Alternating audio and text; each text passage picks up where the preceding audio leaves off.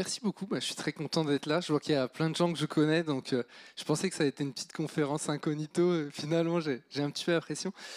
Du coup, le sujet d'aujourd'hui, c'est comment ranker sur les LLM. Pour ceux qui ne sauraient pas ce que c'est un LLM, ça veut dire Large Language Model. Si jamais vous avez dormi un peu dans une grotte les derniers mois.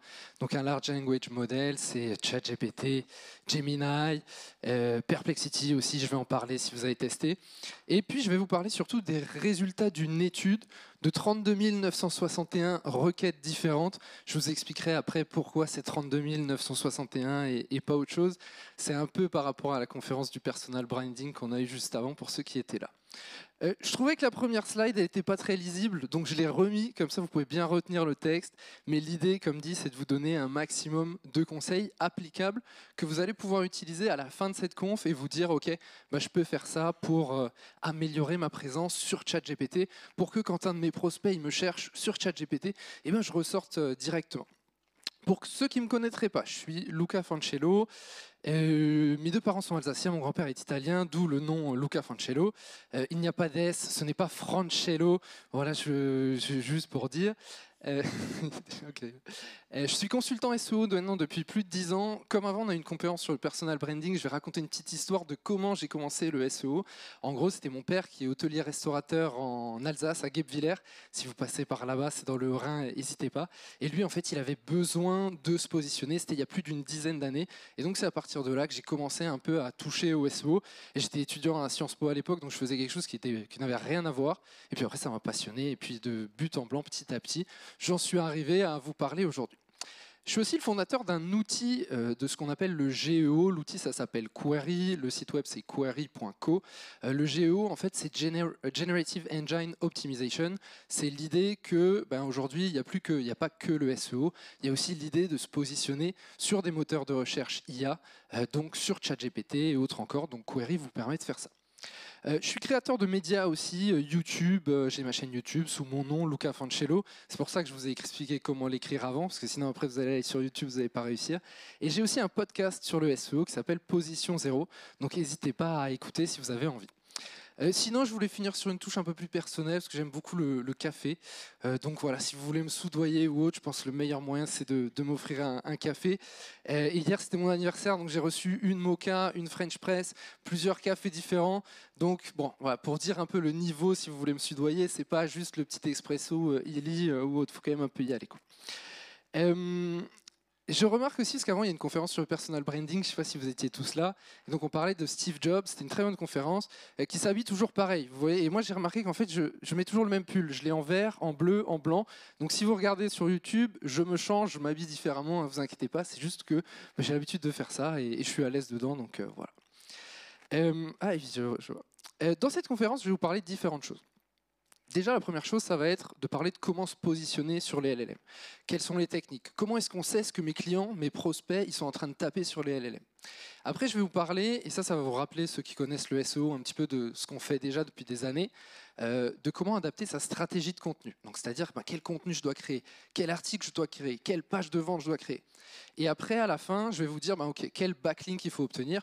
Bon, pour ceux qui ne savent pas ce que c'est un backlink, c'est un lien d'un autre site vers le vôtre. Mais bon, je pense qu'il y a beaucoup de gens quand même qui connaissent un petit peu le SEO, donc je ne me fais pas de soucis là-dessus. Et surtout, un gros problème qu'on a sur les LLM, sur ChatGPT, c'est qu'en fait, on n'a pas de données. Vous savez, sur le SEO, on a la Google Search Console, on a SEMrush, on a Ahrefs, il y a plein d'outils. Et en fait, sur vraiment le Géo, sur ChatGPT, on a très très peu de données. Et c'est pour ça que moi, comme j'ai mon outil qui est utilisé par beaucoup de clients, alors on a tout, on a des banques, on a Fortuneo, Mythic, Tinder, il y a plein de clients différents qui l'utilisent, beaucoup d'agences aussi. Et bien, du coup, j'ai de la donnée. J'ai beaucoup de données sur ce que ChatGPT va citer, combien de marques il va citer, quelle source il va utiliser. Et en fait, j'ai fait une étude complète et c'est ce que je vais vous partager ici pour que, voilà, c'est pas juste je vous dis il faut faire ça, c'est non, il faut faire ça parce que c'est backup par de la donnée. L'objectif, je l'ai dit avant, mais je le répète, c'est que chacun ressorte avec des éléments actionnables pour améliorer la présence de votre marque ou de la marque de vos clients si vous êtes une agence, des consultants, consultantes, sur les moteurs de recherche IA, donc ChatGPT, Gemini, AI Overview qui arrive sur Google, j'en reparlerai après. Je veux juste donner un peu de contexte sur l'étude. C'est donc du coup logiquement uniquement des données de query. Forcément, je ne peux pas avoir des données qui appartiennent à ChatGPT directement. La plupart des questions, du coup, des prompts, ils ont été posés sur plusieurs modèles. Sur GPT-4o, Sonar, c'est Perplexity pour ceux qui ne le sauraient pas. Perplexity, c'est un moteur de recherche qui est boosté un petit peu à l'IA. Et Gemini, qui est l'IA de Google. C'est un peu le ChatGPT de Google. Pour compléter, parce que c'est bien beau de parler de moi, mais je trouve que c'était dommage, je voulais parler aussi d'autres études qui sont sorties. Parce que forcément, comme moi j'ai cet outil, j'ai besoin de me mettre à jour constamment. Je lis beaucoup de contenu sur ces sujets, j'invite des gens sur ces sujets dans mes podcasts, et donc je voulais parler un petit peu d'autres études aussi pour que vous ayez vraiment, voilà, sur 30 minutes, vous avez tout ce qu'il vous faut après pour vous positionner sur les LLM. Alors souvent on me dit, oui mais Lucas, est-ce que ça vaut le coup vraiment de travailler de ChatGPT? Et en fait, si on fait un bon SEO, en fait ça va suffire pour ChatGPT. Et c'est pas exactement vrai. Je pourrais vous citer plein de marques, ça vous fait une question pour ceux qui n'ont pas d'idée de questions à poser à la fin. Je pourrais vous citer plein de marques qui marchent très bien en SEO et qui marchent très bien sur ChatGPT. Et je peux vous citer plein d'autres marques qui sont très très fortes en SEO, mais qui marchent pas du tout sur ChatGPT, pour la simple et bonne raison qu'en SEO, il y a des leviers, et il y en a beaucoup. Et certains leviers qu'on active, ils peuvent marcher en SEO et pour se positionner sur ChatGPT, et d'autres leviers ne marchent que en SEO. Ce qu'il faut savoir quand même, c'est que ChatGPT, c'est dans le top 10 des sites les plus utilisés dans le monde, donc je vous conseille de ne pas vous en passer, surtout qu'il y a quand même, vous savez, un peu une relation parasociale avec ChatGPT. Il nous donne un conseil, on échange avec lui, donc forcément on a un peu une relation, et quand il va nous dire cette marque est la plus recommandée en termes de marque de perceuse, je fais des travaux chez moi, donc il y aura peut-être des exemples autour de ce sujet, et bien forcément, on va probablement acheter cette perceuse ensuite. Cette conférence, du moins une conférence un peu ressemblante, je l'ai fait en août 2025, donc on parle de cette année. Et en fait, il y avait 123 millions d'utilisateurs uniques par jour sur ChatGPT. Et donc moi, pour pas trop m'embêter, j'avais commencé à copier-coller la conférence précédente et tout. Et je me suis dit, bon, j'ai quand même vérifié les sources parce que voilà, il va y avoir un peu de monde et tout, des gens que je connais en plus, donc je ne vais pas raconter n'importe quoi. Et en fait, entre-temps, il y a une autre étude qui est sortie et on parle de 700 millions d'utilisateurs uniques par jour, ce qui est énorme. Et voilà, si vous me demandez ça vaut le coup, bien sûr que ça vaut le coup et il faut surtout pas rater ce virage aujourd'hui. Surtout que ça peut se combiner avec des choses qu'on fait en SEO, et c'est ce dont je voulais vous parler après.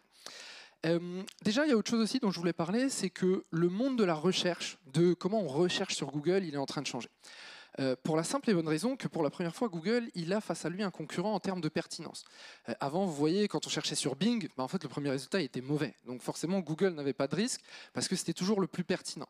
Et si Google est pertinent, en fait, on le réutilise. Et puis derrière, c'est la machine à fric qui s'active parce que forcément, il y a des Google Ads et autres encore. Et là, avec ChatGPT, on a quelque chose qui est ultra pertinent. Et donc, c'est la première fois que Google est un peu menacé. Donc le trafic de notre site, ils sont aussi menacés. C'est plein de nouveaux paradigmes qui arrivent. Et en plus, Google, il répond avec AI Overview. En France, on est les derniers à pas avoir ça. Pour ceux qui ne sauraient pas ce que c'est AI Overview, c'est simplement un peu le nouveau Google. C'est-à-dire que maintenant, on va faire une recherche sur Google et Google va répondre un peu comme un ChatGPT en mode IA et donner une réponse directement. C'est présent partout dans le monde, sauf en France pour le moment. Et ça a eu des conséquences dans plein d'autres pays. Moi, du coup, j'ai plein de clients qui viennent d'autres pays. Parfois, c'est 30% du trafic qui est parti. Et en fait, c'est tout simple parce que la raison, c'est que Google veut capturer cette valeur. En gros, la valeur qu'il nous donne sur nos sites et que nous, on récupère, forcément, Google, il se dit, là, il y a un gros marché, il y a de quoi manger, moi, je veux capturer cette valeur. Et récemment, il y avait une phrase qui est sortie d'un ex-Googler qui disait « Giving traffic to publisher sites is kind of a necessary evil ». C'est jamais bien de mettre une phrase en anglais parce qu'après il faut le faire directement avec l'accent. En gros, cette phrase, ça veut dire quoi? Ça veut dire que en fait, amener du trafic sur des sites, c'est un diable nécessaire, donc en français un mal nécessaire. C'est-à-dire que Google l'a fait parce qu'il n'avait pas le choix. Mais en fait, si lui, il peut répondre directement, il va le faire. Et ce n'est pas notre ami. Nous, on est des créateurs de sites, de marques ou autres. Google n'est pas notre ami et lui, il veut capturer cette valeur. Et là, pour la première fois, il a l'opportunité de le faire. Donc raison de plus pour s'adapter rapidement. Donc là, vous vous dites forcément, ok, bon, c'est bon, il nous a dit qu'il fallait le faire, comment réagir? Et en fait, moi, je vais vous donner une méthode très simple en 3 étapes dans cette conférence.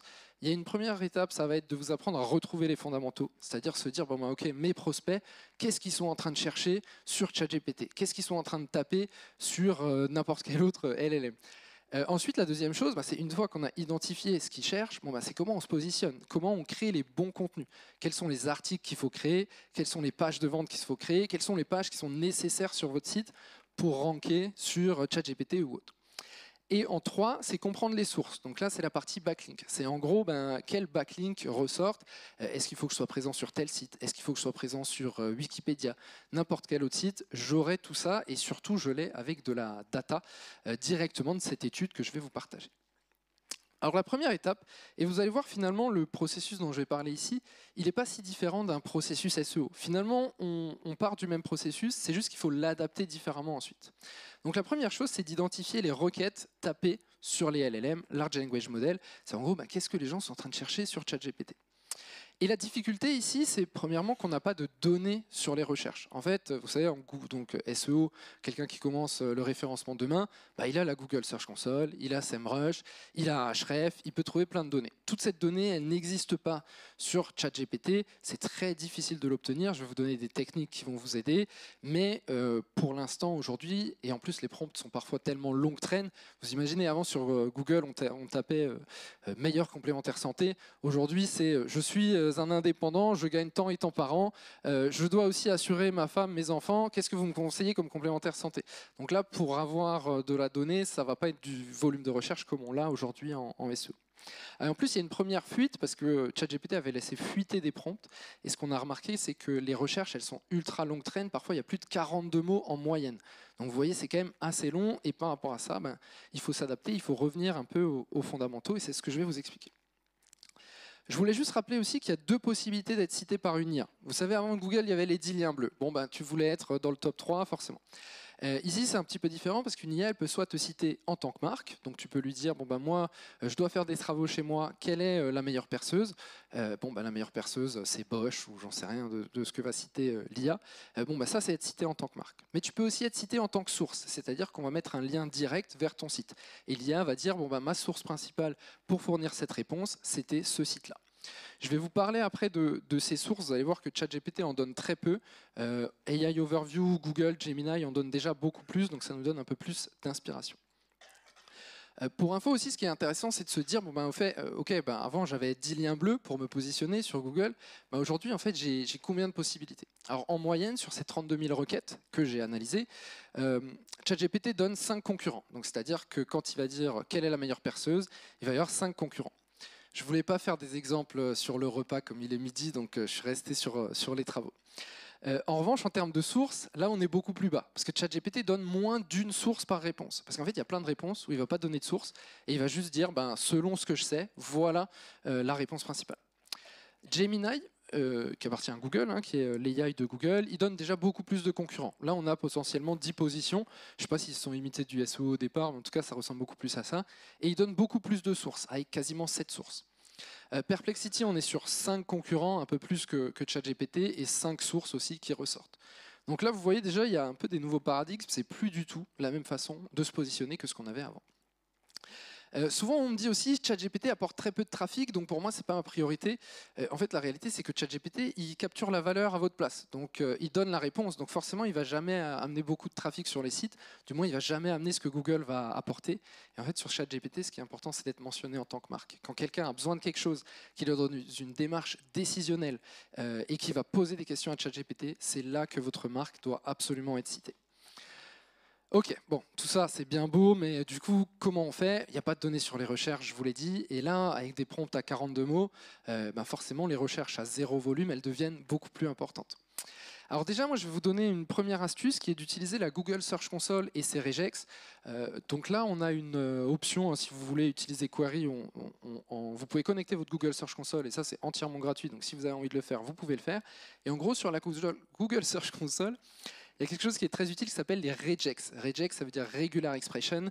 Ça veut dire qu'en fait, on va donner, par exemple, vous voyez le premier où je dis qui, quoi, où, comment, quel, voilà. En fait, là, on va récupérer toutes les questions de la Google Search Console. Et ça vous permet d'avoir plein d'informations. Et si les gens ont demandé un truc à Google un jour, franchement, il y a de très, très grandes chances, à 99,9%, qu'ils vont la poser à ChatGPT aussi. On peut aussi savoir les requêtes de longue traîne. Vous voyez par exemple ici, vous voyez j'ai mis un truc un peu bizarre. Vous pouvez prendre une photo pour ceux qui le souhaitent, ou sinon de toute façon on pourra vous envoyer les slides. Où vous pouvez voir en fait j'ai mis le numéro 3, ça c'est toutes les requêtes de plus de 3 mots. J'aurais pu mettre aussi numéro 5 à la place, j'aurais eu toutes les requêtes de plus de 5 mots. Et vous voyez ça aussi, ça permet de toujours se rapprocher de potentiellement ce que des gens peuvent chercher sur ChatGPT et sur les LLM. Il y a autre chose aussi dont je veux parler, et ça, c'est en plus un concept qui est très cher aux personnes qui organisent Ineolab, qui organisent cet événement, on les remercie, c'est l'écoute client. C'est-à-dire que vous voyez là où avant il y avait un peu ce truc SEO, j'ai mis mon truc sur SEMrush, j'ai mes réponses, je deviens expert. Là c'est différent, maintenant il faut aller écouter les clients. Alors il y a des questions qui permettent, il y a des moyens qui permettent de le faire sans aller parler, pour ceux qui ne veulent pas parler du tout à leurs clients. Vous pouvez utiliser les People Also Ask sur Google. Petite astuce aussi, utilisée sur Perplexity, donc c'est perplexity.ai, les questions posées, qui sont un peu plus intéressantes que les People Also Ask. Vous pouvez utiliser un outil comme Answer the People, et surtout il y a un concept IA qui marche très bien, qui s'appelle le Query Fanout. En gros, le principe du Query Fanout, c'est quoi? C'est que lorsque vous allez poser un prompt à une IA, en fait cette IA, c'est tout simple, elle va décomposer ce prompt en différentes sous-requêtes. Donc par exemple, moi je voulais manger des sushis hier pour mon anniversaire, donc je suis allé sur une IA et j'ai demandé quel est le meilleur sushi de Strasbourg. Et en fait, il se trouve que cette IA, là en l'occurrence c'était Gemini, elle a décomposé cette requête en plein de sous-requêtes. Donc elle est allée chercher sur le web, top restaurant de sushi à Strasbourg, sushi authentique Strasbourg, avis client meilleur sushi Strasbourg. Et en fait, l'avantage c'est que vous, il y a des techniques avec lesquelles vous pouvez savoir ces requêtes. Vous pouvez le faire avec mon outil, mais il y a aussi d'autres outils, je voulais vous en donner des gratuits, comme celui-là qui s'appelle Qforia, qui vous permet de découvrir ces requêtes. Vous mettez un prompt et lui, il va vous donner des requêtes directement. C'est pareil sur ChatGPT, il y a cette petite extension Chrome que vous pouvez faire, et chaque fois qu'une recherche web sera activée sur ChatGPT, vous verrez quelle requête web cette IA il est allé faire pour compléter votre réponse.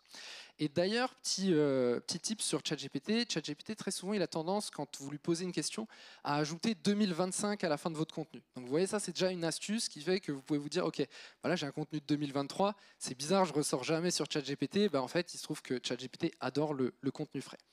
Et c'est une parfaite introduction pour l'étape 2, puisque là, c'est créer le contenu nécessaire. Donc là, moi, je me suis demandé, en gros, sur toutes les sources qui ressortent avec mon étude, quels sont les contenus qui ressortent le plus? Vous voyez, est-ce que c'est du contenu informationnel?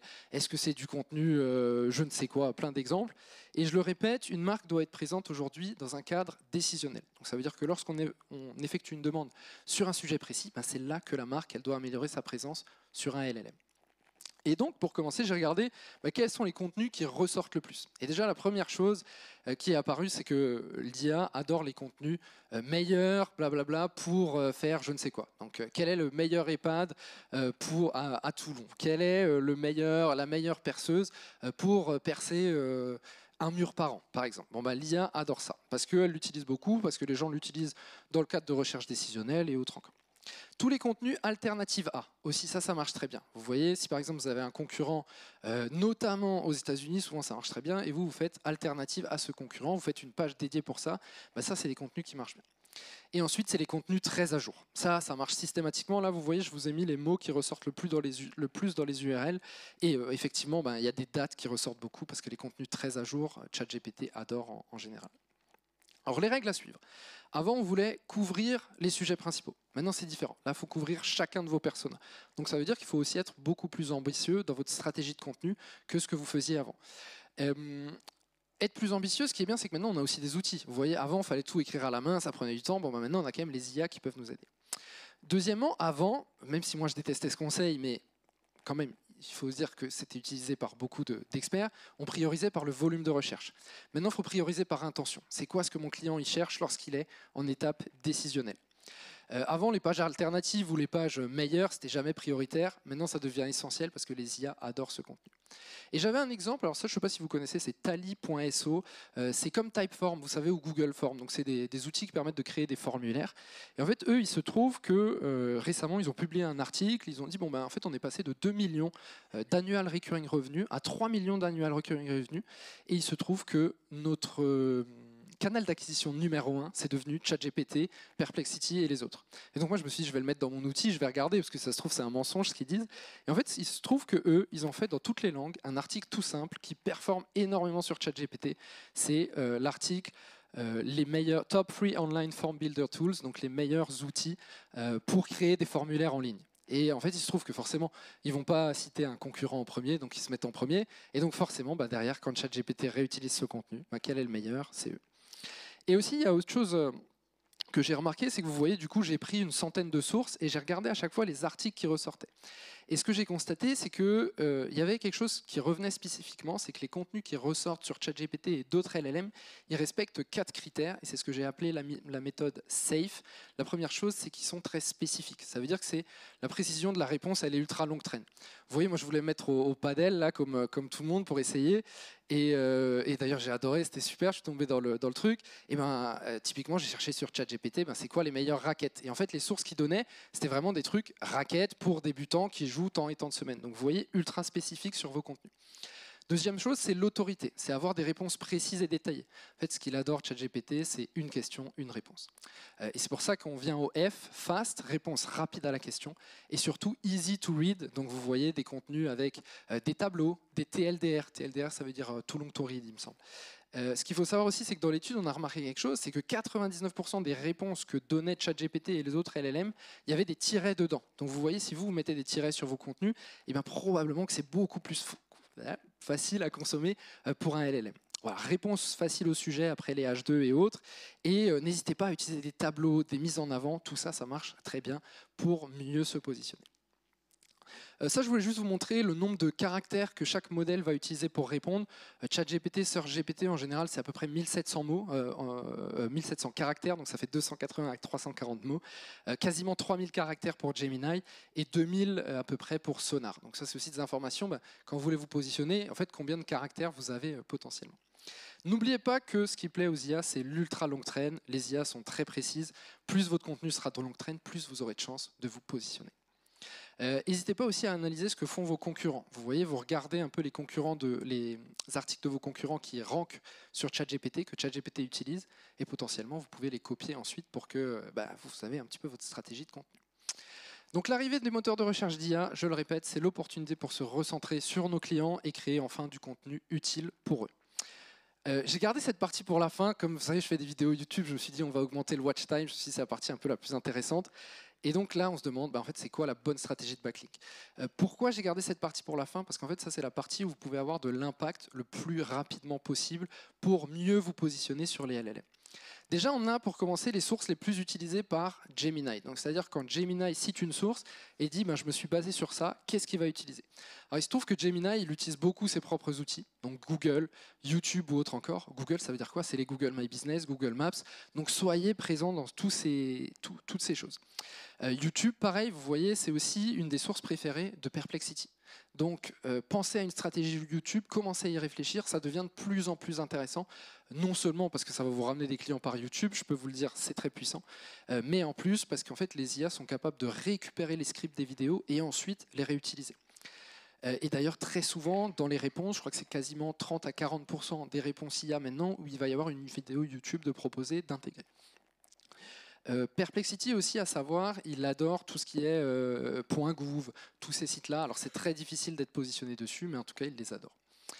Les sources les plus utilisées par ChatGPT, en général, c'est ce qu'on attend tous. Alors déjà, bizarrement, Google est très utilisé. Donc tout ce qui est Google My Business, ça reste super important pour ChatGPT. Google Maps y est présent, tous les outils de Google restent très importants. Et ensuite, il y a une particularité de ChatGPT, c'est qu'une grosse partie de leur contenu, une grosse partie de leur base de données, ils l'ont fait aussi avec Wikipédia. Donc ça, c'est souvent ce qu'on fait avec nos clients chez Query, c'est qu'on leur conseille d'aller voir est-ce qu'ils ont une page Wikipédia. S'ils n'en ont pas, essayez d'en créer une, c'est assez difficile. Mais vous pouvez aussi vous tourner vers Wikidata, où c'est un petit peu plus facile. À partir du moment où vous avez une entreprise, vous pouvez créer une page. Lemonde.fr aussi, ça pourquoi? Parce qu'il y avait un partenariat entre ChatGPT et Lemonde.fr, donc ces IA ressortent énormément.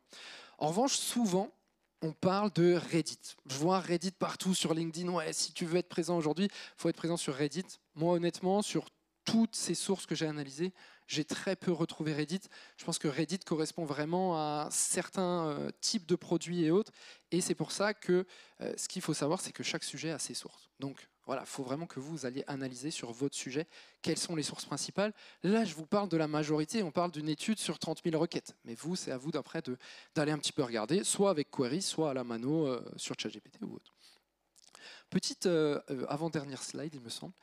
Comment interpréter ces sources? Déjà, Gemini, encore une fois, je vous le répète, il faut être présent sur les outils de Google, parce que forcément, il va utiliser sa donnée un maximum. Il faut avoir une stratégie YouTube, ou du moins, je ne dirais pas qu'il faut en avoir une, mais en tout cas, c'est intéressant de le faire.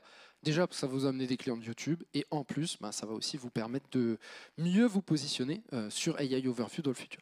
C'est un peu pareil sur Perplexity, où la stratégie YouTube est essentielle. YouTube, c'est quand même la source numéro 1 de Perplexity. Et aussi, ces deux outils ont une préférence pour les sources institutionnelles. Ça, c'est les points gouv, tout ça. Sur ChatGPT, Wikipédia est essentiel, parce qu'en fait, il a confiance dans la data de Wikipédia, donc forcément, essayez d'obtenir une page. Vérifiez que votre page elle est suffisamment complète. C'est important. Présence sur les outils de Google, c'est toujours aussi important. Et après, il faut penser aussi aux médias partenaires. Les médias qui marchent bien sur ChatGPT, c'est aussi les médias avec lesquels ils ont signé des accords de partenariat, comme Le Monde ou autres encore. Je pourrais vous donner la liste à l'occasion. Et puis surtout sur ChatGPT, présence sur les sites de comparaison. Sites de comparaison, je vous parle de G2 pour ceux qui connaissent. Il y a plein de sites comme ça, Trustpilot, Avis Vérifié. Tout ça, c'est énormément utilisé par ChatGPT parce qu'il sait que c'est des sites de confiance et que c'est des vrais avis. Donc vous voyez, ces avis humains, donc on va aller vers ça. Chaque sujet a ses sources, allez faire un peu vos analyses. Et du coup, si je conclue un petit peu cette conférence, en fait, le SEO et le GEO, c'est pas différent. On va utiliser les mêmes leviers, c'est des leviers de contenu, des leviers de backlinks, des leviers de branding. Et en fait, la seule différence, c'est qu'il faut le faire différemment, parce qu'on ne va pas les utiliser de la même manière. Ce n'est pas les mêmes leviers, on ne va pas acheter les mêmes backlinks, on ne va pas obtenir sans acheter les mêmes backlinks, et on ne va pas aller créer les mêmes contenus. Merci à tous de nous avoir écoutés. On remercie aussi les partenaires, Ineolab qui organise, et puis tout ce monde-là. Et pour info, il y a des questions, et pour ceux qui le veulent, j'ai fait un petit code promo. C'est BizNBuzz 50, vous avez 50% sur le premier mois sur sur Query. Merci à tous.